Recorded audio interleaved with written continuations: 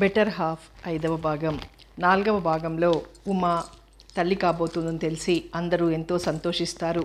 కానీ ఉమ కాంచన భర్త గురించి అనుమానంతో రగిలిపోతుంటుంది. కథ కొనసాగుతుంది. 8వ నెల వచ్చి వారమైంది ఉమకు. కాంచన రావడం, సుధాకర్ ఆమెతో కలిసి సరదాగా తిరిగి రావడం అన్నీ దినచర్య కింద మారిపోయాయి. మొదట్లో 1-2 సార్లు తప్ప సినిమాలకి, బీచ్కి వెళ్ళడం పూర్తిగా మానేసింది ఉమ. ఆమె రావడం లేదని రమ్మని అడగడం కూడా మానేశాడు సుధాకర్. పైగా నెలలు నిండుతున్న మనిషి బాగుందో లేదో, రాగలదో లేదో అన్న సంశయం అతనికి బాగా ఉంది. కాస్త అలా షికారుగా చల్లగాలికి తిరిగొద్దాం అని అనడానికి అతనికి తీరుబడి ఉండదు. పేషెంట్లు ఇప్పుడిక్కడ బాగానే వస్తున్నారు. ఐ స్పెషలిస్టుగా ఉదయం జనరల్ ఆసుపత్రికి వెళ్ళి రావాలి. కాంచన వస్తే మాత్రం విధిగా వెళ్తుంటాడు. అదే ఉమకు ఒళ్ళు మండించేది కూడా. ఆ రోజు ఒంట్లో బాగుండక పడుకుంది ఉమ. లేడీ డాక్టర్ని ఇంటికి పిలుచుకొచ్చాడు సుధాకర్. ఆమె చూసి మందులు రాసిచ్చి వెళ్ళిపోయింది. ఇందుమతి అన్ని పనులు చేసుకోసాగింది. ఆసుపత్రి మూసే టైం అయింది. 8 కావస్తుండగా టెలిఫోన్ గణగణ మోగింది. రిసీవర్ అందుకున్న సుధాకర్ అవతల నుంచి వచ్చిన వార్తకి నిలువున నిర్ఘాంతపోయాడు.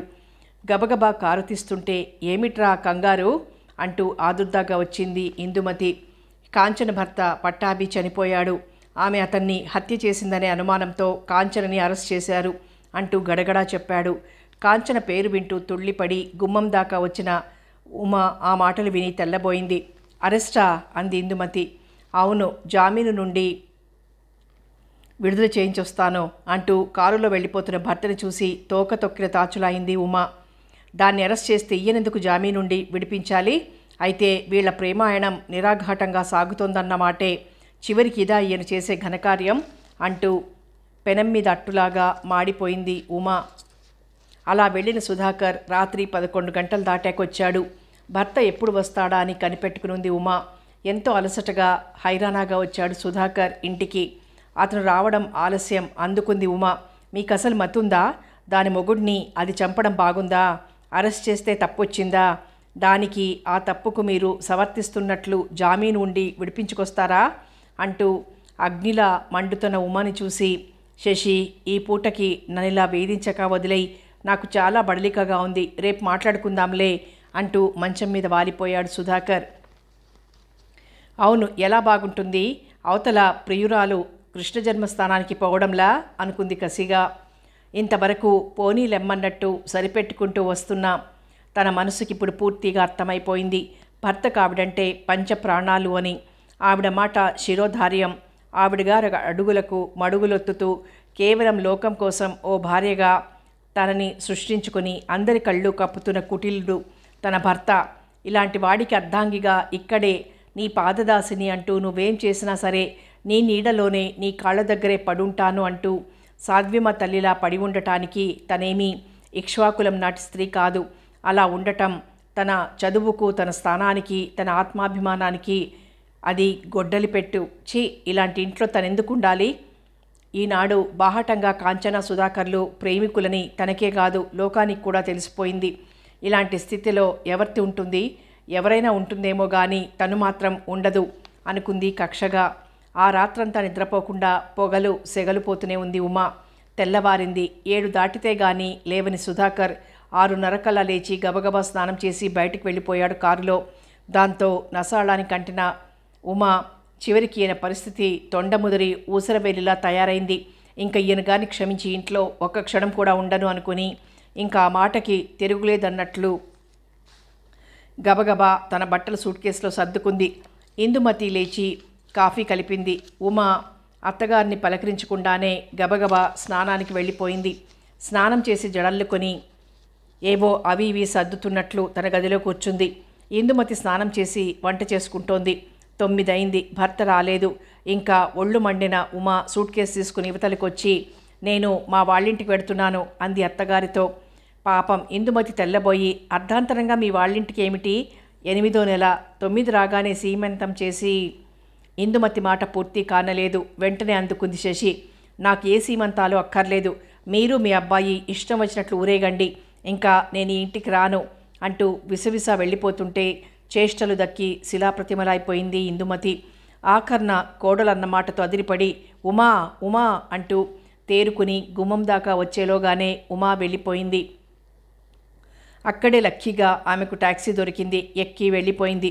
కొడుకు ఎప్పుడు వస్తాడా అని కనిపెట్టుకునుంది ఇందుమతి. 12ంటికి వచ్చాడు. ఒరేయ్ సుధా, శశి వెళ్ళిపోయిందిరా అంది బాధగా తల్లి. ఆ మాట వింటూనే బాంబు పేలినట్టు అదిరిపోయాడు సుధాకర్. వెళ్ళిపోవడం ఏమిటమ్మా అని అడిగాడు ఆదుర్దాగా. ఏమోరా, ఎన్నడూ లేంది చాలా తీక్షణంగా మాట్లాడింది. మీరు మీ అబ్బాయి ఇష్టం వచ్చినట్లు ఊరేగండి, ఇంకా నేను ఈ ఇంటికి రాను అంటూ తిరిగి చూడకుండా వెళ్ళిపోయింది. నువ్వు అది ఘర్షణ పడ్డారా? 8వ నెల వెళ్ళకూడదు అని చెప్పినా విన్నది కాదు అంది కళ్ళొత్తుకుంటూ. సుధాకర్ అలాగే కుర్చీలో కూలబడిపోయాడు. ఎంత పనిచేశావు శశి, నీలో ఇంత ఆవేశం కోపం ఉన్నాయని ఇంతవరకు గ్రహించనే లేదు నేను. రేపు మాట్లాడుకుందాం అన్నానుగా, ఒక్క 4-5 గంటలు ఓర్చుకోలేకపోయావా అనుకున్నాడు బాధగా. ఏంరా మాట్లాడవు, మీరిద్దరూ పోట్లాడుకున్నారా అని అడిగింది మళ్ళీ. లేదమ్మా, తనకి నా మీద కాంచన మీద అనుమానం కలిగినట్లు రాత్రే తట్టింది. అది రేపు చెబుతాలే అన్నాను, అన్నా వినకుండా వెళ్ళిపోయింది అన్నాడు శూన్యంలోకి చూస్తూ. ఇందుమతి నొచ్చుకుంటూ తన గదిలోకి వెళ్ళిపోయింది.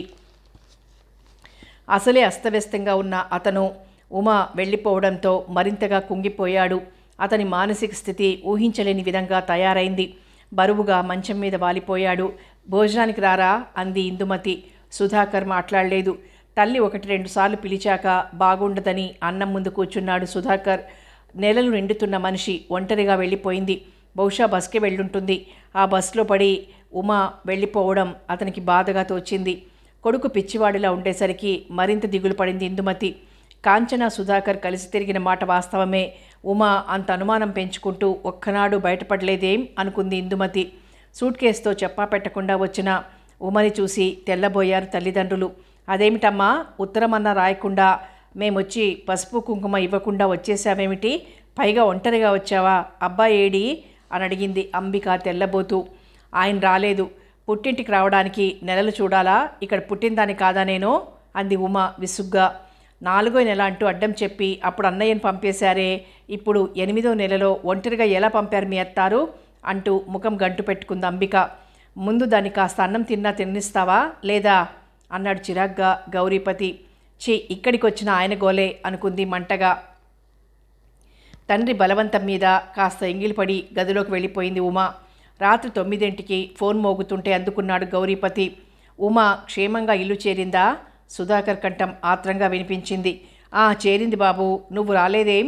అయినా ఇలా 8వ నెలలో ఆ మాట వింటూనే దానికి జవాబు నేనేం చెప్పను, నాతో చెప్పకుండా మా అమ్మ వద్దంటున్నా వచ్చేసింది అంటూ బరువుగా ఫోన్ పెట్టేసి సుఖంగానే చేరిందిలేమ్మా అంటూ జవాబిచ్చి తన గదిలోకి వెళ్ళిపోయాడు సుధాకర్. అల్లుడు చెప్పిన మాటలకు ఆశ్చర్యపడిన గౌరీపతి తేరుకునేలోగా సుధాకర్ ఫోన్ పెట్టేయడం జరిగిపోయింది.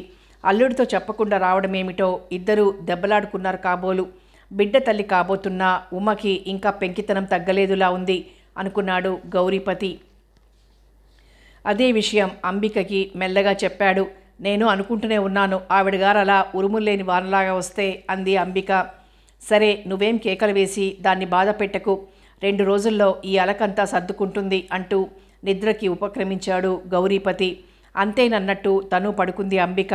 తెల్లవారి కాఫీలు తాగుతుంటే రాత్రి అల్లుడు ఫోన్ చేశాడమ్మా, నువ్వు క్షేమంగా చేరావా అంటూ అన్నాడు గౌరీపతి. ఉమా గుండె క్షణం ఆగి కొట్టుకున్నట్లయింది. అలాగా, నన్ను పిలవలేదేం అంది.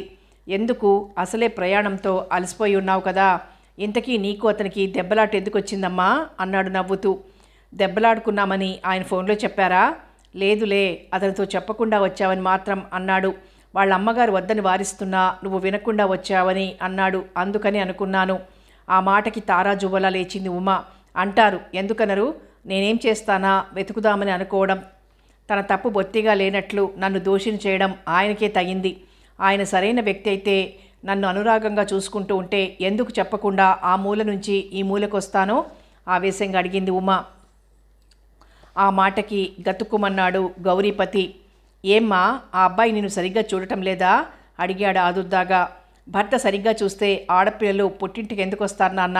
ఆయనకి ఇల్లు పట్టదు, ఇల్లాలు పట్టదు, అన్ని అలవాట్లు ఉన్నాయి. అలాంటి వాడితో ఎన్నాళ్ళు నాన్న కలిసి బ్రతకడం? కూతురి నోటి వెంట వింటున్న ఈ కొత్త సంగతులకు అదిరిపోయాడు గౌరీపతి. ఈ మాటలు వింటూ 5 నిమిషాల వరకు మాట్లాడలేకపోయాడు. చివరికి, నువ్వు చెప్పేదంతా నిజమేనా ఉమా అని అడిగాడు. అబద్ధం చెప్పవలసిన కర్మ నాకేం లేదు. అంబిక కూడా అక్కడే ఉండి అన్నీ వింటూ శిలా విగ్రహంలా నిలబడింది. కాసేపటికి తేరుకొని, మొదట్నుంచి నీకు తొందరపాటు ఎక్కువే. బయట తిరిగే మగవాడు, అందులో డాక్టర్, ఆడవాళ్లతో కూడా మసులుకోవాల్సి వస్తూ ఉంటుంది. అంత మాత్రానికే అనుమానాలతో కాపురం వదులుకొని వచ్చేస్తారా అని అడిగింది తీక్షణంగా. అవును, మగవాడైనా ఆడదైనా హద్దుల్లో ఉన్నంతవరకే గౌరవం, ప్రేమ, ఒకరంటే ఒకరికి మమకారం అన్నీ ఉంటాయి. కట్ట తెగిన ఏరులా ప్రవర్తించబోతే ఆ నీరు అలా పోవలసిందేనని ఊరికోక ఏం చేస్తారు? ముఖం మార్చుకుంటూ అడిగింది ఉమా. నువ్వు చదువుకున్నావు గదా అని ఏదో పెద్ద పెద్ద మాటలు చెప్పకు. నీ చదువు విజ్ఞానం ఉపయోగించి నీ ఇంటిని దిద్దుకోవాలి కానీ ఏదో మా కాలంలో చదువు సంధ్య లేని మాలాగా అనుమానాలు పెంచుకుంటావా? నిక్కచ్చిగా అడిగింది అంబిక. భర్త సరిగ్గా చూడకపోతే బాధపడటానికి మీ కాలం మా కాలం అంటూ తేడా ఏం లేదు. కష్టం ఎవరికైనా ఒకటే అంటూ చరచరా తన గదిలోకి వెళ్ళిపోయింది. అల్లుడు చూడబోతే ఎంతో ఆదుర్దాగా, ఎంతో ఆప్యాయంగా కూతురి యోగక్షేమాలు అడిగాడు. తన బిడ్డ చూడబోతే ఇలా అంటోంది. ఇందులో ఎవరిని నమ్మాలో ఎవరిని నమ్మకూడదో తెలియని అయోమయంలో పడిపోయాడు గౌరీపతి. ఏమైనా ఇది ఏదో అనర్థానికే దారితీస్తుందేమోనని హడలిపోయాడు. కూతురి వాలకం చూస్తే అసలు అతనితో రాజీ పడే ధోరణి కనిపించడం లేదనుకుంటూ బాధగా తలపట్టుకుని కుర్చీలో కూలబడిపోయాడు. అంబిక కూడా రుసరుసలాడుతూనే వంటగదిలోకి వెళ్ళిపోయింది. ఇవి అన్నీ ఒక కంట గమనిస్తూనే ఉంది ఉమా. మొగుడు ఎలాంటి వాడైనా అతనితో రాజీ పడి బతకాలనేదే వీళ్ళ అభిప్రాయం.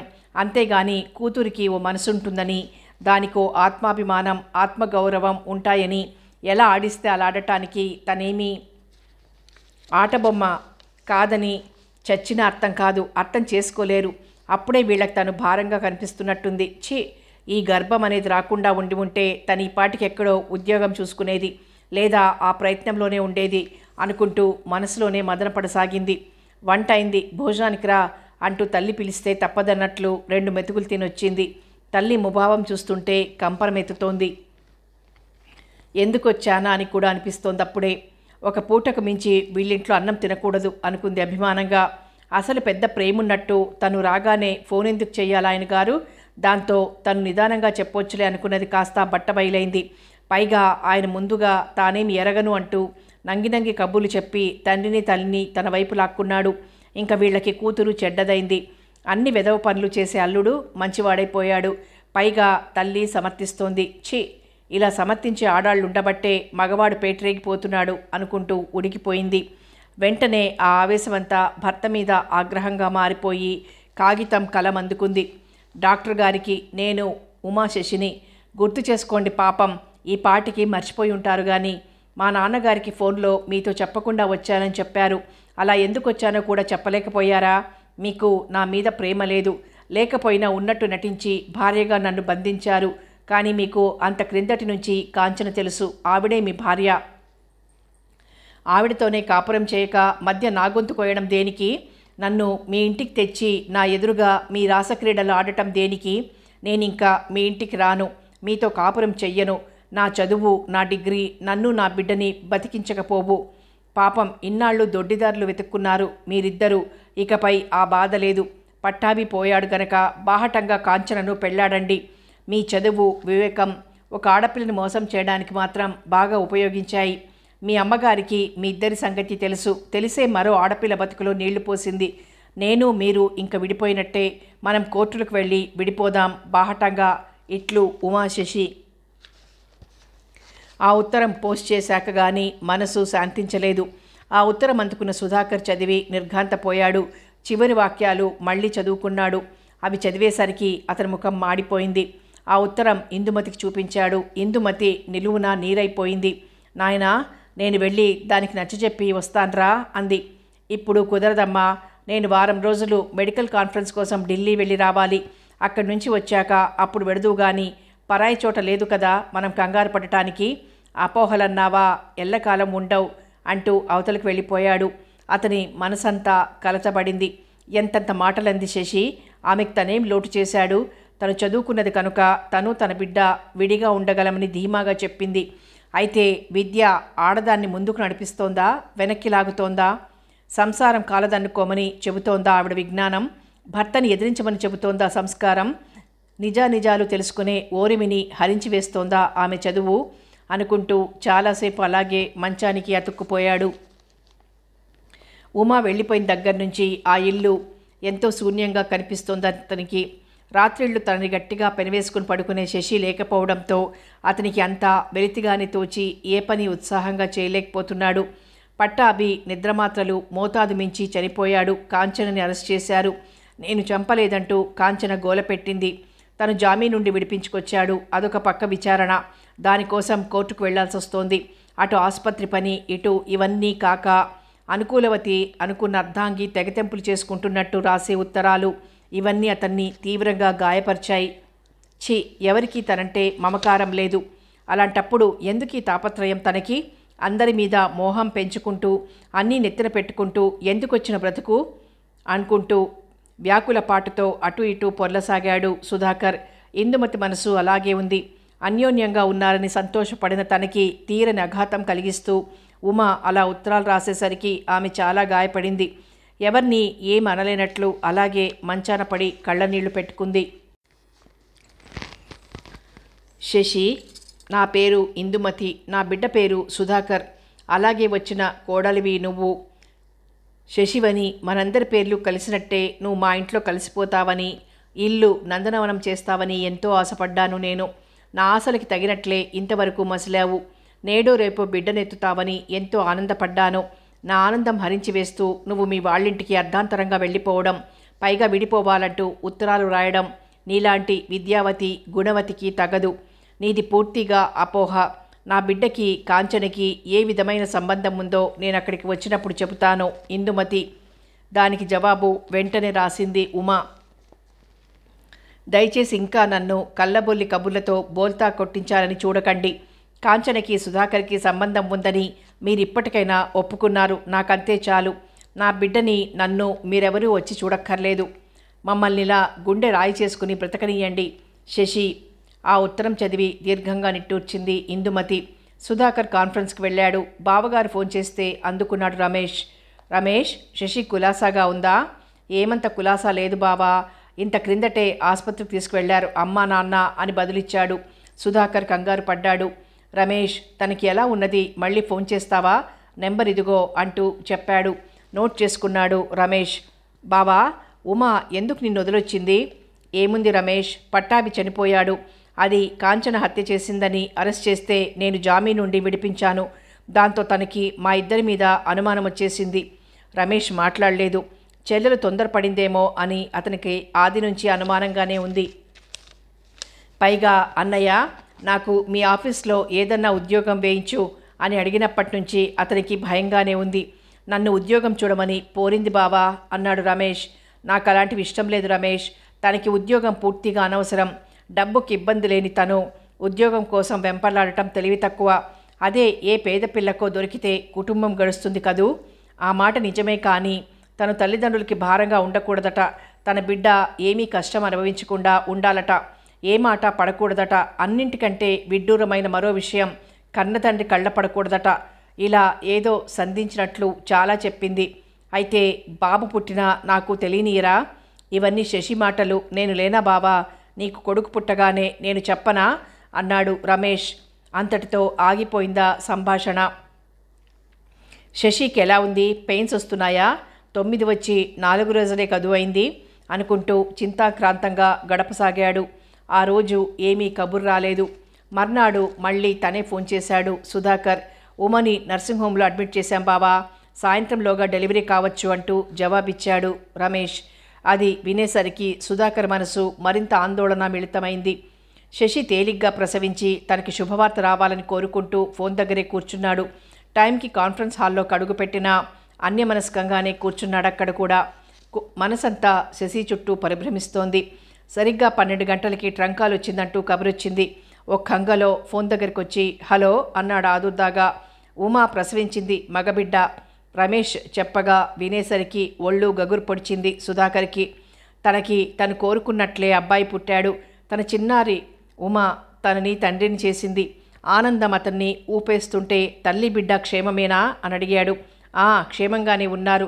బాబు కొంచెం వీక్గానే పుట్టాడు. ఏమంత బరువు లేడు. ఆ మాటకి నిట్టూర్చాడు సుధాకర్. తను చెప్పినట్టు ఏదీ వాడలేదు అన్నీ వేసుకుంటున్నట్లే చెప్పింది. తెచ్చిన మందులన్నీ అలాగే ఉంచింది. చివరికి బాబు నీరసంగా ఉండక ఎలా ఉంటాడు, అసలే తన అర్భకురాలు అనుకుంటూ మనసులోనే బాధపడ్డాడు. కంగ్రాచ్యులేషన్స్ బావగారు, మీరెప్పుడొస్తారు అని అడిగాడు రమేష్. మీ చెల్లెలికి నా మీద చాలా కోపం కదా, అంచేతి ఇప్పట్లో రాను. కాంచన కేసు గొడవ తేలాలి, అదొక పెద్ద సమస్య. అమ్మకి కూడా ఏమంత బాగా ఉండటం లేదు, లేవడం లేదు సరిగ్గా. అవన్నీ చూసుకోకుండా రాలేను. నువ్వు మాత్రం వాళ్ళ యోగక్షేమాలు నాకు తెలియజేస్తుండు. రేపే మద్రాస్ వెళ్ళిపోతున్నాను అంటూ ఫోన్ పెట్టేశాడు సుధాకర్. ఉమా మనసంతా అల్లకల్లోలంగా ఉంది. ఏ వేడుకలు జరగలేదు. మగపిల్లాడు పుట్టాడని తనేం చూసుకుని సంబరపడుతుంది. తామిద్దరూ విడిపోయారు. బాబుకి తల్లి తండ్రి తనేగా సాకాలి. ఆయనతో గడిపిన మధుర క్షణాలన్నీ గుర్తు చేసుకుంటూ బ్రతకాల్సిన దురదృష్టవంతురాలు తను. ఈ మగవాళ్ళెంత చతురులు, నమ్మించి తీయని కబుర్లు చెప్పి తమతో స్వర్గద్వారాల దగ్గరకు తీసుకుపోయి తటాలున అగాధంలోకి తోసేస్తారు. చివరికి ఆ జీవి ఏమవుతుందా అని కూడా ఆలోచించరు. అందుకు డాక్టర్ సుధాకర్ ప్రబల నిదర్శనం. భర్త వంచితి అయి అన్ని విధాలా కుమిలిపోతున్న తనకి పుట్టిన బాబొక్కడే స్వాంతనం. 13 ఏళ్లకే పెళ్ళి, సుఖం, సంసారం. 23 ఏళ్లకే పెళ్ళి, సుఖం, సంసారం అన్నీ మంచులా కరిగిపోతున్నాయి అనుకుంటూ చాలాసేపు రోధించింది. పిల్లాడు పుట్టాడని మీ ఆయనకి రాశావుటే అని అడిగింది అంబిక. ఏం రాయాలి? నెలలు నిండిన మనిషి నేడో రేపో ప్రసవిస్తుందని ఆయనకు తెలియదా? ఆ మాత్రం బాధ్యత లేనట్లు ఎలా ఉంది, ప్రసవమైందా అంటూ ఒక్క మాటన్నా ఓ కార్డు మీద రాసి పడేయకపోయినా నేను చెప్పాలన్నమాట.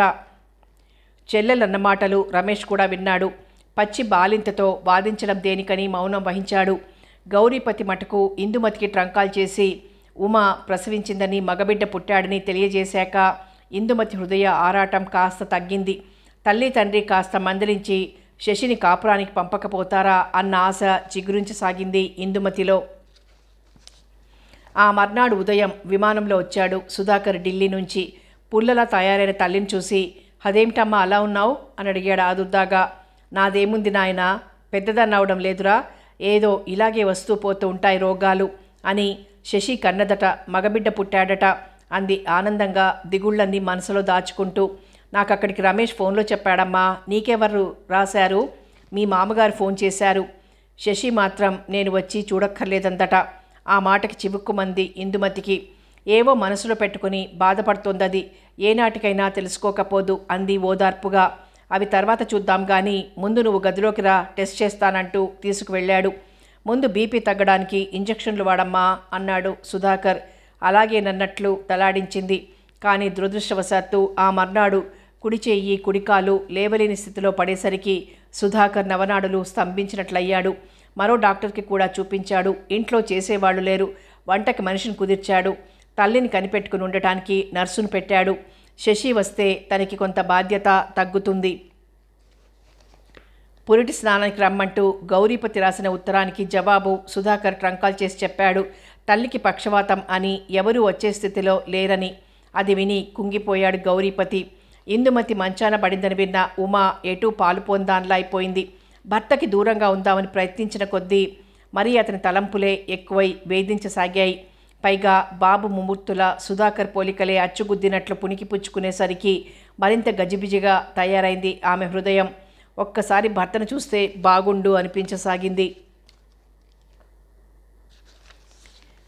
శశి నుంచి ఏమైనా ఉత్తరం వస్తుందేమోనని ఏ రోజుకా రోజు ఎదురు చూస్తున్నాడు ఆశగా సుధాకర్. ఆ రోజే కాంచన కేసు జడ్జిమెంట్. సుధాకర్ కూడా కోర్టుకు హాజరయ్యాడు. మామూలు కోర్టు లాంఛనాలన్నీ పూర్తి అయ్యాక కేసును క్షుణ్ణంగా పరిచయం చేశాడు లాయరు. ఫైనల్గా అందరి వాంగ్మూలాలు చదివాడు. మే 20వ తారీఖు రాత్రి నిద్రమాతల మోతాదు ఎక్కువై ప్రముఖ వ్యాపారస్తుడు పట్టాభి కన్నుమూశాడు. అది కేవలం పొరపాటు కాదని, అతను తాగే పాలల్లో అవి కలపబడ్డాయని, గ్లాసులో అడుగున మిగిలిన పాలని పరీక్ష చేయగా తెలియడంతో చెడు నడత కల కాంచనే భర్తని హత్య చేసి తన అడ్డు తొలగించుకుందన్న పట్టాభి మేనల్లుడు ముకుందరావు చేసిన అభియోగంపై ముందు అరెస్టు జరిగింది. కోర్టులకి సెలవులు కనుక అవి పూర్తి కాగానే కోర్టులో దఖలుపరచబడింది. అరెస్ట్ అయిన కాంచనను డాక్టర్ సుధాకర్ జామీన్ నుండి విడుదల చేయించారు. తనకి పట్టాభి నిద్రమాత్రల సంగతి తెలియదని, ఆ రోజు తను సుధాకర్ కళాభారతిలో ప్రత్యేక ఆహ్వానంపై నృత్య ప్రదర్శనానికి వెళ్ళామని కాంచన అన్నది. దానినే శ్రీ సుధాకర్ కూడా బలపరిచాడు. తను ఇంటికి వచ్చేసరికే పట్టాభి నిద్రపోతున్నాడని, వంట మనిషి కనిపెట్టుకునుందని, మేనల్లుడు ముకుందం అప్పుడే భోజనం చేసి వెళ్ళాడు తన గదిలో కని చెప్పిందని కాంచన తన స్టేట్మెంట్లో తెలియజేసింది. ఆ రోజు ప్రోగ్రాం అయ్యే వరకు వారిద్దరూ అక్కడే ఉన్నట్టు చూసిన వారంతా చెప్పారు. ఆస్తి కోసం కాంచనకి పిల్లలు లేరు కనుక ఆమె శీలవతి కాదన్న సాకుతో భర్త అడ్డం తొలగించుకోబోయిందన్న నేరం ఆపాదించి ఆస్తి పొందడానికి ముకుందరావే ఈ విధంగా ప్రయత్నించాడన్న శ్రీ సుధాకర్ అభియోగం కూడా పరిశీలించబడింది. ఆ రోజు పాలు అతనే తీసుకువెళ్ళిచ్చాడని, పట్టాభికి ఒంట్లో బాగాలేక ఈ మధ్య రాత్రిళ్ళు పాలు మాత్రం తాగి పడుకుంటున్నాడని డాక్టరు, ఇంట్లో పనివాళ్ళు, కాంచన అంతా చెప్పారు. చివరికి డాక్టర్ గారి రిపోర్టు పరిశీలించేసరికి 8:30-9 మధ్యలో పట్టాభి ప్రాణం పోవడం వల్ల రాత్రి 10:30కి కాంచన ఇంటికి తిరిగి రావడం దృష్ట్యా ఆమె ఈ నేరం చెయ్యలేదని, ముకుందమే చేసి ఆమె పైకి నెట్టబోయాడని రుజువైంది. అందుకు తగిన శిక్ష విధించవలసిందిగా కోరుతున్నాను అంటూ లాయర్ ఆగాడు. జడ్జి ముకుందానికి 7 ఏళ్ల కఠిన శిక్ష విధించి కాంచనపై కేసు కొట్టేశాడు. సుధాకర్, కాంచనలు ఆనందంగా తిరుగుముఖం పట్టారు. సుధా, మీ అమ్మగారికి ఎలా ఉంది అడిగింది కాంచన. కాస్త మందుల ప్రభావానికి మాటొచ్చింది. కాలు కాస్త కదపగలుగుతోంది. శశి ఎప్పుడొస్తుంది? వస్తే వస్తుంది, లేకపోతే అసలు రాకపోవచ్చు. ఆ మాటకి తెల్లబోయింది కాంచన. అదేమిటి సుధా, పురిటికి వెళ్ళిన మనిషి బిడ్డనెత్తుకుని రాదా అని అడిగింది ఆశ్చర్యంగా. ఎవరైనా బిడ్డనెత్తుకుని సంతోషంగా భర్త దగ్గరికి వస్తారు, కానీ మన ఉమా అలా రాదు. ఆవిడికి నా మీద కోపం, అపోహ అంటూ రాని నవ్వు నవ్వాడు. అదేమిటి, నీ మీదెందుకు అపోహ అని అడిగింది కాంచన. భర్త మీద తప్ప మరెవరి మీద అనుమానపడుతుంది చెప్పు. ఎందుకు అసలు ఆమెకు అనుమానం? నేను నీతో సంబంధం పెట్టుకున్నానని ఆమె అనుమానం. ఆ మాట వింటూ అదిరిపడింది కాంచన. ముఖం తెల్లగా పాలిపోయింది. జీవం లేని దానిలా కారులో కూర్చుని మా ఇంటి దగ్గర దింపు సుధాకర్, నేను ఇంక నీతో తిరగను. నువ్వు నీ భార్యను కాపురానికి తెచ్చుకో, శశితో బాబుతో సుఖంగా ఉండు అంది కళ్ళొత్తుకుంటూ. సుధాకర్ మాట్లాడలేదు. ఎప్పుడు తీసుకొస్తావు? ఇప్పుడు 2వ నెల బాబుకి 3 రాగానే తీసుకొస్తాను. ఉన్నన్నాళ్ళు ఉండి అమ్మకి పట్టింపులని తెలిసి 2వ నెలలో తీసుకురావడం దేనికి? 3 రాగానే తీసుకొస్తాను. మంచిది, అలాగే చెయ్యి అని మౌనం వహించింది కాంచన. కారు ఆమె ఇంటి గుమ్మం ముందాగింది. కాంచన దిగి లోపలికి వెళ్ళిపోయింది. సుధాకర్ ఇంటికొచ్చేశాడు. బాబు ఎలా ఉన్నాడో పుట్టి 2 నెలలైనా తను చూడలేకపోయాడు. తనంతటా తను వెళ్ళి చూస్తే ఏమవుతుంది? ఏమీ అవ్వకపోయినా శశి తీవ్రంగా మాట్లాడిందంటే వాళ్ళ ముందు అవమానం కదూ. ఇలాగే తర్జన భర్జన చేస్తూ చివరికి 3వ నెల రాగానే వెళ్ళి తీసుకొస్తే సరిపోతుంది. అప్పుడే తేల్తాయి అన్నీ. ఇప్పుడు తను వెడితే 2వ నెలంటూ వంక పెడుతుందనుకున్నాడు మనసులో. బాబుకి పాలిచ్చి పడుకోబెట్టి వరండాలోకి వచ్చింది ఉమా. పోస్ట్ మ్యాన్ 2 కవర్లు ఇచ్చి వెళ్ళిపోయాడు. అవి తన పేరుతోనే ఉన్నాయి. తన భర్త రాశాడేమో అనుకుంది. మొదటి కవరు విప్పదీస్తుంటే గుండెలు వేగంగా కొట్టుకున్నాయి. ప్రియమైన ఉమాశశికి, నేనెవరినో అనుకుంటున్నావు కదూ, నేను కాంచనని. దయచేసి నీకెంత కోపం ఉన్నా నా మీద కాస్త ఓరిమి వహించి చదువు. కొందరి జీవితాలు ఊహకందని మలుపులతో, పరిస్థితులతో వెళ్ళమారిపోతూ ఉంటాయి. ఏ లోటు లేనట్లుగా కనిపిస్తూనే తీరని అగాధం సృష్టించి వదులుతాడు భగవంతుడు. అలాంటి జీవితమే నాది. నేను మా నాన్నగారికి ఏకైక పుత్రికను. కొడుకులు లేని నన్ను కొడుకులాగా, కూతురులాగా చూసుకుంటూ పెంచారు మా వాళ్ళు. వయసు వచ్చిన కొడుకుంటే తండ్రికి కాస్త ఆసరా అవుతాడు. ఎదిగిన కూతురుంటే గుండెల మీద కుంపటవుతుంది. మా కాలేజీలో ఆ ఏడే లెక్చరర్గా జాయిన్ అయిన విభాకర్ని ప్రేమించాను. అతన్నే పెళ్లి చేసుకుంటానన్నాను. మా వాళ్ళు అంగీకరించారు. వాళ్ళకి తగ్గ విధంగా అతనున్నాడు గనక. విభాకర్ ఎవరో తెలుసా? సుధాకర్ అన్నయ్య, సాక్షాత్తు ఇందుమతిదేవి కొడుకు. మా పెళ్లి వైభవంగా ఈ మద్రాసులోనే జరిగింది. అప్పటికి సుధాకర్ చిన్నవాడే. మీ మామగారు కూడా జీవించే ఉన్నారు. వదినా వదినా అంటూ చలాకీగా తిరిగే సుధాకర్ని చూసి నా తమ్ముళ్ళు లేని కొరత తీరిందనుకున్నాను. నన్ను కాంచనాని పిలువు సుధా, నన్ను వదినలా కాక అక్కలా చూసుకో అని చెప్పాను. అతనికి అక్క చెల్లెళ్ళు లేరు గనక సంతోషంగా అంగీకరించాడు. ఆ రోజు నుంచి అతను కాంచన అంటాడు, నేను సుధా అంటాను. అందరూ సంతోషంగా అంగీకరించి పెళ్లి చేయడం ఆ విధి చూసి సహించలేకపోయింది. 3 నిద్రలు అత్తవారింట్లో చేసి పుట్టింటికొస్తూ తీవ్రమైన కారు ప్రమాదానికి గురి అయ్యాయి. అప్పుడే విధి వికటాటహాసం చేస్తూ నన్ను శోకంలో మునిగి చావమని శపిస్తూ నేను గాఢాతి గాఢంగా ప్రేమించి చేసుకున్న నా భర్తని పొట్టన పెట్టుకుంది. ఆ రోజే మా తొలిరేయి నిర్ణయించారు. ఏం లాభం? ఏ సుఖం అందుకోకుండానే పెళ్లాడిన ఆనందం క్షణికం చేస్తూ విధి సృష్టించిన మహాగ్ని కీలలో సమిధనయ్యాను. నా పరిస్థితి ఎలా ఉంటుందో నువ్వు ఆడదానివే ఊహించగలవు కదూ. తనంతైన కొడుకు అకాల మరణం పొందేసరికి మా మామగారు విభాకర్ తండ్రి నిలువునా కూలిపోయారు. ఆ పుత్రశోకమే దశరథునిలా బలిగొన్నదాయన్ని. కన్న బిడ్డ, కట్టుకున్న భర్త ఒక్కసారే శోకం రగిలిస్తే ఇందుమతిదేవి హృదయం ఎన్ని శకలాలైందో నువ్వు ఊహించగలవా? ఆవిడ ఎలా తట్టుకోగలదో ఆలోచించావా? చివరికి నా బతుకులో పట్టాభి ప్రవేశించాడు. ఆయన వల్ల నాకేమంత తృప్తి కలగలేదు. మానసికంగా విభాకర్తోనే కాపురం చేసేది నా మనసు. విజయవాడలో మీ అన్నయ్య రమేష్ పరిచయం అయ్యాడు. మీ అన్నయ్య ఒడ్డు పొడవు ఇంచుమించు విభాకర్లానే ఉంటాడు. అందుకే అతనంటే మోజుపడ్డాను. ఇంటికి పిలిపించుకున్నాను. అతనితో నాకు సంబంధం ఉంది. శారీరకమైన ఆనందమంతా మీ అన్నయ్యతో తీర్చుకున్నానంటే ఒప్పుకుంటాను కానీ నీ భర్తకి నాకు మాత్రం ఏమీ సంబంధం లేదు. ఇది మాత్రం సత్యం. నువ్వు అనవసరంగా కలతలతో పాలకుండ లాంటి సంసారంలో ఉప్పురాళ్లు వేసుకోకు. మనిషి జీవితమే పరిమితమైంది. అందులో అనుభవించవలసిన యవ్వనం స్వల్పంగానే ఉంటుంది. సుఖ సంతోషాలు పొందాల్సిన తరుణంలో వ్యర్థంగా అనుమానాలతో విడివిడిగా ఏడుస్తూ కూర్చోవడం మించిన బుద్ధి తక్కువ మరొకటి లేదు. ఇప్పటికైనా కళ్ళు తెరిచి నీ కాపురం నువ్వు నిలబెట్టుకో. నాకు ఈ జీవితం అంటే చాలా విరక్తి కలిగింది. పట్టాభి మరణంతో నా బతుకు పూర్తిగా అల్లరిపాలై నేను శీలవతిని కానన్న ముద్ర పడిపోయింది. ఈ సంఘం చేసే అవహేళనలు భరిస్తూ నేనెవరి కోసం జీవించాలి ఉమా? ప్రేమించిన వ్యక్తి తన జ్ఞాపకాలే మిగిల్చి తప్పుకున్నాడు. ఏదో అండగా ఉంటాడు అనుకున్న పట్టాభి దుర్మరణం పాలయ్యాడు. ఆఖరికి తోడబుట్టిన వానిలా ఆదుకుంటున్న సుధాకర్ జీవితంలోనూ నా వల్ల అపశృతులే పలికాయి. ఇంకా ఏ ముఖంతో ఈ లోకంలో తిరుగుతాను? అందుకే ఈ లోకం నుంచి నేను తప్పుకుంటున్నాను. బాబుని చూడాలని నాకు మనసు పీకుతున్నా నీ భర్తనే రానియని నువ్వు నన్ను రాణిస్తావన్న నమ్మకం లేదు. గుమ్మంలోకి వచ్చాక నువ్వు నానా మాటలు అంటే నేను భరించలేను. నువ్వు చాలా విధాలుగా కావాల్సిందానివి. నీ బావగారి భార్యగా తోటికోడల్ని. నీ అన్న మనసు పడినందుకు అతనితో కాపురం చేసి నీకు వదినగా కూడా వ్యవహరించాను. అయితే నన్ను వదినగా నువ్వు అంగీకరించావు, అది నాకు తెలుసు. మీ అందరికీ ఆర్భాటాలతో కూడిన సంఘం ముద్ర ఉండాలి, మనసక్కర్లేదు. ఈ మనసు లేని మనుషుల మధ్య మతి చలించిన దానిలా మసిలే కంటే మనసున్న లోకంలో విభాకర్ని వెతుక్కుంటూ వెళ్ళిపోవడమే మంచిదని తోచి నేను ఆత్మహత్య చేసుకుంటున్నాను. రమేష్ని ఎప్పుడైనా నన్ను తలుచుకోమని చెప్పు. బాబుకి నా ఆశీస్సులు. కాంచన. ఆ ఉత్తరం చదివి నిలువున నీరైపోయింది ఉమా. వణికే చేతులతో మరో కవర్ విప్పదీసింది. అది ఇందుమతి రాసిన ఉత్తరం. అక్షరాలు అస్తవ్యస్తంగా ఉన్నాయి. చిరంజీవి సౌభాగ్యవతి శశికి. శశి, కొడుకుని కన్నావు. నా మనవడిని నన్ను చూడనీయకుండా ఉండాలన్న నీ కోరికకు తగినట్టుగానే నేను మంచాన పడ్డాను. ఇంకా లేచి తిరుగుతానని, జీవిస్తానన్న ఆశ కూడా అడుగంటింది. అందుకే రాస్తున్నాను. సుధాకర్ కాంచనలు అక్క తమ్ముళ్ళలా ఉన్నారు కానీ అక్రమ సంబంధాలతో కాదు ఉమా. నేను మీ మామగారికి ద్వితీయ కళత్రాన్ని. ఆయన మొదటి వారి బిడ్డ రామానుజరావు. అతను 6 ఏళ్ల వాడుగా ఉండగా వాళ్ళమ్మ చనిపోయింది. అతని 10వ ఏట నన్ను చేసుకున్నారు మీ మామగారు. ఆయన నాకు మొదట ప్రసాదించిన బిడ్డ విభాకర్. తర్వాతి వాడు సుధాకర్.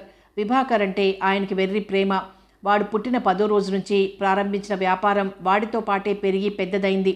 సుధాకర్ నాకు ప్రాణం. రామానుజరావు చిన్నప్పుడు కాస్త అల్లరిగా తిరగడంతో ఆయన ప్రాణాలన్నీ వీళ్ళిద్దరి మీదే ఉండేవి. రామానుజాన్ని నేనే దారిలో పెట్టి పెంచి పెద్దవాడిని చేశాను. విభాకర్ని ప్రేమించానంటే కాంచననిచ్చి చేశాం. మా కర్మం కాలి వాడు కడుపు శోకం కలిగించి తప్పించుకున్నాడు. దాంతో నా భర్త కూడా పోయారు. కాంచన మాతో ఉంది 4 ఏళ్లు. ఆస్తి పంచిచ్చాం. అది తీసుకుని వెళ్ళిపోయి పట్టాభిని చేసుకుంది. చివరికి తను చెడు తిరుగుళ్లతో అభాసు పాలైన తమ్ముడిలా నా బిడ్డ ఆదుకుంటూ వచ్చాడు. అదే నీలో అనుమానాన్ని రగిలించింది. సుధాకర్ వెనక ఆడపిల్లలతో తిరిగినా నిన్ను చేసుకున్నాక ఎవరితోటి సంపర్కం పెట్టుకోక నిన్నే అన్ని విధాలా ఆరాధిస్తూ వచ్చాడు. వాడి మనసు అసలే గాజు లాంటిది. ఏ కాస్త జారినా విరిగి ఊరుకుంటుంది. నీ మొండితనం వాడిని నిలువెల్లా బాధిస్తోంది. నీకు ఫోన్ చేస్తే నువ్వు లేవని చెప్పించావట కదూ. అలాగేనా నువ్వు ప్రవర్తించాల్సింది? వాడిని బాధించి నువ్వు బావుకునేదేమిటి? నీకంత వాడంటే గిట్టకపోతే నా మనవడిని నాకు అప్పగించి నువ్వు మరో పెళ్లి చేసుకో. వాడి మనసు ఆ పిల్లవాడి మీదన్నా మరల్చుకొని బ్రతుకుతాడు. వాడు వెర్రివాడిలా తిరుగుతుంటే నాకు గుండె చెరువైపోతోంది. నువ్వు నెలలు నిండి అవస్థపడుతున్నావని నేను ఊరుకున్నాను. ఇప్పుడు క్షేమంగానే ఉన్నావు కదా. ఇవన్నీ స్థిమితంగా అర్థం చేసుకో. 3వ నెల రాగానే పిల్లాడిని తీసుకునిరా. వాడు ఫోన్ చేస్తే మాట్లాడు, లేనని చెప్పించకు. ఇందుమతి. ఆ 2 ఉత్తరాలు చదివేసరికి ఉమా కళ్ళు తిరిగి పడిపోయినట్లయింది. ఎంత అనాలోచితంగా అందరినీ బాధ పెట్టింది. ఆయనకి టెలిఫోన్లో జవాబు ఇవ్వకుండా ఏ శనిదేవత తన నోట లేదని చెప్పించింది. తనింత మూర్ఖురాలైందేమిటి? అత్తగారు ఉత్తరం రాస్తే తను మొదట ఎంత మొరటుగా జవాబిచ్చింది. ఉమా కళ్ళంబడి ధారగా కారసాగాయి కన్నీరు. భగవాన్, నా తప్పులు మన్నించి నా భర్తని నాకు దక్కించంటూ ఏడవసాగింది. అప్పుడు రమేష్ వచ్చి ఏడుస్తున్న చెల్లెల్ని చూసి హడలిపోయి, ఎందుకు ఏడుస్తున్నావు అని అడిగాడు. ఆ ఉత్తరాలు చూపించింది. కాంచన ఉత్తరం చదివి నిలువున వణికిపోయాడు రమేష్. నువ్వు చావడానికి వీల్లేదు కాంచన, నేనున్నాను, నిన్ను నేను పెళ్లాడతాను అంటూ కట్టుబట్టలతో అలాగే బయటికి పరిగెత్తాడు. అయోమయంగా చూడసాగింది ఉమా. వెంటనే మద్రాసు ట్రంకాల్ చేసింది. కాంపౌండర్ పలికాడు. అయ్యగారు వారి అమ్మగారిని తీసుకుని రాత్రి రాయవెల్లూరు వెళ్లారమ్మా అని జవాబిచ్చాడు. అది విని నిలువునా కూలిపోయింది శశి. ఎలా ఉంది ఇందుమతికి? తన మనవడిని చూసుకోకుండానే రాలిపోతుందా అనుకుంటూ కంట తడి పెట్టుకుంది. ఎందుకే ఏడుస్తున్నావంటూ కంగారుగా అడిగారు తల్లిదండ్రులు. అంతా బీరిపోకుండా చెప్పి ఆ ఉత్తరాలు అందించింది. అది చదివి నిర్ఘాంతపోయాడు గౌరీపతి. అసలు నువ్వు సంసారం వదిలి రావడం చాలా తప్పమ్మా. పైగా అత్తగారిని భర్తని రావద్దనడం ఎంత తెలివి తక్కువ. ఇప్పుడు తన తల్లికి ఎలా ఉందో, మీకసలు మళ్ళీ కలిసే గీత ఉందో లేదో. మనసు విరిగి అతను రాకపోతే నీ జీవితం ఇంకా దుఃఖభాజనమేగా అమ్మా అంటూ కంటతడి పెట్టాడు గౌరీపతి. మద్రాసు వెళ్ళిన అన్నగారు ఎప్పుడొస్తాడా అని ఆదుర్దాగా ఎదురు చూడసాగింది ఉమా. 3వ నాడు సాయంత్రానికి వెర్రివాడిలా వచ్చాడు రమేష్. వస్తున్నాయి ఉమా, కాంచన పోయిందే అంటూ ఒక్కసారే బావురుమనేసరికి నెత్తిన 10 పిడుగులు పడినట్లయింది ఉమకు. ఆమె మరణానికి పరోక్షంగా తనే కారణం. ఇది సుధాకర్కి తెలుసు. తను సోదరులా అభిమానించే స్త్రీ ఆత్మహత్యకు తన భార్య కారణమని తెలిసి ఆ మనిషి మళ్ళీ సరిపెట్టుకుంటాడా?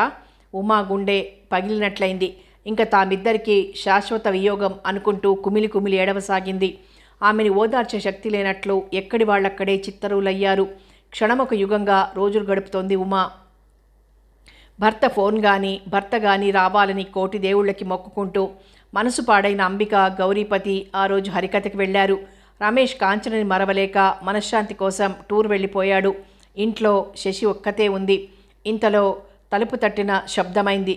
ఉలిక్కిపడి ఎవరు అని అడిగింది ఉమా. సుధాకర్ని. కంగుమంది కంఠం అవతల నుంచి. ఆ మాట వింటూ షాక్ తగిలినట్లయి ఓరగా తలుపు తెరిచింది. తలుపు శాంతం తీయి శశి అదే ధోరణిలో అన్నాడు. మీరు ఇప్పుడెందుకు వచ్చారు? ఏడుపు నాపుకుంటూ అడిగింది. ఎందుకా? నువ్వు నా భార్యవి, వాడు నా బిడ్డ. మీ ఇద్దరి కోసం మీరెక్కడున్నా వస్తాను. ఆ హక్కు నాకుంది. తలుపు తీయకపోతే పగలగొట్టైనా వస్తాను. ఆ మాటలకి ఆనంద బాష్పాలు రాలుస్తూ తలుపు తెరిచింది ఉమా. సుధాకర్ లోపలికి వస్తూనే తలుపు గడియ వేసి ఇటు తిరిగి శశి అంటూ ఏదో అనబోయేలోగా అతన్ని తీగలా అల్లుకుంటూ, ఇప్పుడా రావడం? మీరు నా ముఖం చూసి ఎన్నాళ్ళైంది? 4 నెలల వరకు నేను గుర్తురాలేదా అంటూ భోరున ఏడ్చింది ఉమా. ఆ కన్నీరు, ఆ అమాయకత్వం చూసి నిలువున కరిగిపోయిన సుధాకర్ ఆమెని గాఢంగా హృదయానికి హత్తుకున్నాడు. శశి, నన్ను బాధించి నువ్వు బాధపడి ఈ 4 నెలలు అన్నం నీళ్లు లేకుండా చేశావు అంటూ బాధగా అంటుంటే, నన్ను క్షమించండి, ఏదో చిన్నతనపు ఆవేశం కొద్దీ వచ్చేసి అనుక్షణం నరకాన్ని అనుభవించాను అంది. ఆమె 2 బుగ్గలు ముద్దులతో ముంచెత్తాడు. తన భర్త, తన దైవం తనపై ఆగ్రహం చూపక తన తప్పుని మన్నించి అక్కుని చేర్చుకున్నాడు. తన జీవితం కడగండ్ల పాలు, కన్నీటి పాలు కాకుండా ఓరిమితో దరిచేర్చాడు. ఎన్నాళ్ల నుంచో అణుచుకున్న ఉద్రేకం, ఆవేశం ఉమాశశి స్పర్శతో లావాలా పొంగాయి. ఆపుకోలేక ఆమెను మంచం మీదికి లాక్కున్నాడు సుధాకర్. ఆ ఇద్దరి కలయికతో అంతవరకు వస్తున్న నీలి నీడలన్నీ పటాపంచలై వర్షం కురిసి వెలిసినట్టు ప్రశాంతతని వేలార్చుకున్నాయి. దూరమై పలవరిస్తున్న ఆ ఇద్దరు ఏకమైపోయారు. మీ అబ్బాయిని చూసుకున్నారా? మెల్లగా అడిగింది ఉమా. నిద్రపోతున్నాడని ఊరుకున్నాన్లే, తీసుకురా. వెంటనే వెళ్ళి బాబుని తెచ్చి ఒళ్ళో పడుకోబెట్టింది. అన్నీ తన పోలికలే కనిపిస్తుంటే బాబునెత్తుకుని ముద్దుల వర్షం కురిపించాడు సుధాకర్. ఇంతలో హరికథ నుంచి వచ్చిన గౌరీపతి, అంబికలు ఆనందంతో 10 అతన్ని చూసి. అల్లుడు గారికి ఘనమైన విందు ఏర్పాట్ల కోసం వంటింట్లోకి వెళ్ళిపోయింది అంబిక. మీ అమ్మగారికి ఎలా ఉందోయ్? రాయవెల్లూరులో ట్రీట్మెంట్ ఇప్పించి తీసుకొచ్చాను, ప్రస్తుతం బాగానే ఉంది. నిన్ననే మద్రాసు వచ్చింది. రేపు నేను, నా బెటర్ హాఫ్, నా బాబు అంతా మద్రాసు వెళ్ళిపోతున్నామండి. మంచి రోజు చూసి అక్కడే నామకరణోత్సవం చేస్తాం, మీరంతా రండి అన్నాడు సుధాకర్. శుభం, మాకంతకంటే కావాల్సిందేం లేదు బాబు అని ఆగి, పాపం కాంచనే అకాల మరణం పాలైంది. ఆమె కథ విన్నాక ఆమె అంటే నాకు చాలా జాలిగానే ఉంది అన్నాడు గౌరీపతి. ఆ మాటకి మేఘాచ్ఛాదిత చంద్రబింబంలా అయ్యాడు సుధాకర్. అవునండి, ఆమె భగ్నజీవి, ఏ కోరికలు తీరని అభాగ్యురాలు, విధి ఆడుకోవడానికి సృష్టించిన ఆటబొమ్మ. అందుకే నాకు ఆమెంటే విపరీతమైన సానుభూతి. నిజమేనన్నట్టు తలూపింది ఉమా. ఇంతకీ మీ బాబుకి ఏం పేరు పడతావు అడిగాడు గౌరీపతి. శ్రీకర్. బాగుంది, పేరుకు తగినట్లే నీ బిడ్డ శ్రీకరుడు కావాలి అన్నాడు మనస్ఫూర్తిగా గౌరీపతి. నామకరణం రోజున తన 5 లక్షల ఆస్తి చంటిబాబుకు రాసిచ్చింది కాంచన అని తెలుసుకున్న వారంతా ఆశ్చర్య విచారాలతో నోట మాట లేనట్టయ్యారు. డాక్టర్ గారింట్లో బారసాలికి పెట్టిన రికార్డుల్లోంచి గుండె మంటలారిపే చన్నీళ్ళు కన్నీళ్ళు, ఉండమన్న ఉండవమ్మ చాన్నాళ్ళు, పోయినోళ్ళు అందరూ మంచోళ్ళు అంటూ వినిపిస్తోంది విషాదంగా. సమాప్తం. బెటర్ హాఫ్ నవల సమాప్తం. మరో మంచి నవలతో మళ్ళీ కలుసుకుందాం.